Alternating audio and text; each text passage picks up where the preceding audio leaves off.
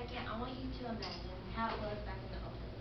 Dirt flying everywhere, moonshine knocking in the back, and just what a great time everybody had. Hi, I'm Whitney and I want to tell you about the history of racing. So you may be thinking right now, what's in it for me? Why do I need to listen to her talk about something that I have no clue about?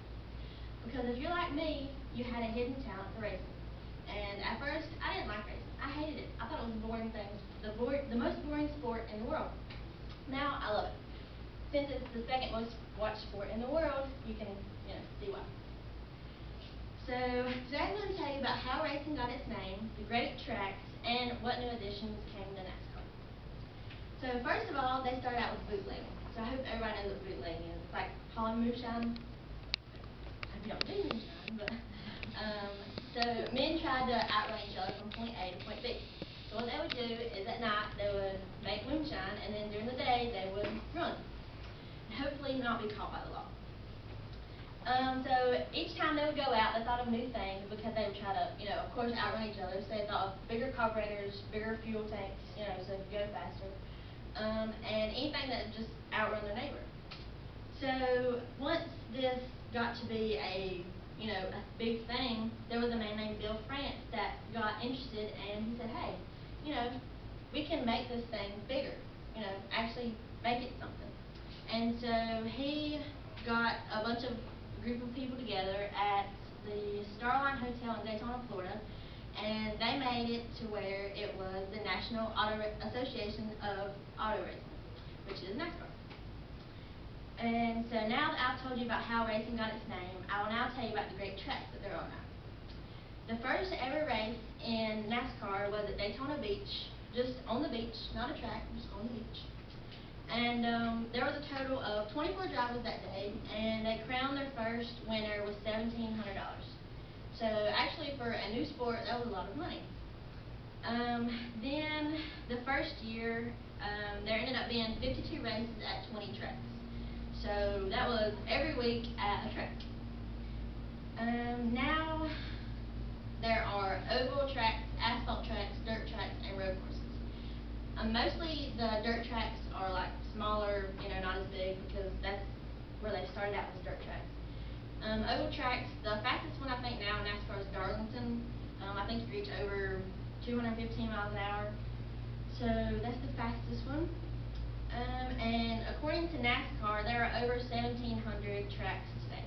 So that is a little less than the students that attend LR. So for every student that attends Little Round University, there's a track across the world somewhere. Now that I've told you about how racing got its name and the great tracks, I will now tell you about the new additions to racing. In the beginning, there weren't any rules. You could do whatever. I'm sure Jeremy knows how the old cars used to be, and now the difference, I'm sure you all see that. I hope. They just, regular cars off the showroom floor, just did whatever they wanted to do. And anything that made it faster, they did. No matter how much money it was, they made it faster. Now, in 1964, there was an accident with a man named Fireball Robertson. He hit the wall, and it caught on fire, and he wasn't able to get out, and he actually died. And that was when Bill France said, hey, we need rules here to protect our people. And so then they started having windownettes. They had to tape up their lights. They had to make, just like safety rules, like instead of metal fuel cells, they now have rubber fuel cells. So if they catch on fire, they're not explosive. So now I'm going to show you a little bit of how it's different, or how it was. Move all my mess out of the way. They used to use these, I'm sure, for to keep the sound out. Now they use these, which they have little radios in them, so you can talk to people. Sometimes you don't want to, but. And these were the old style keys that they used to use. They were just, turnkey ignition switches, and now they use these. You have to have these to start one. And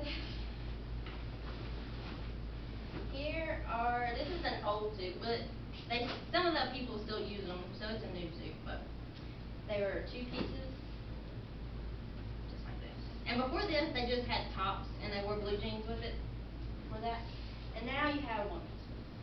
So And they're really heavy. And they have to be SFI certified for you to race them.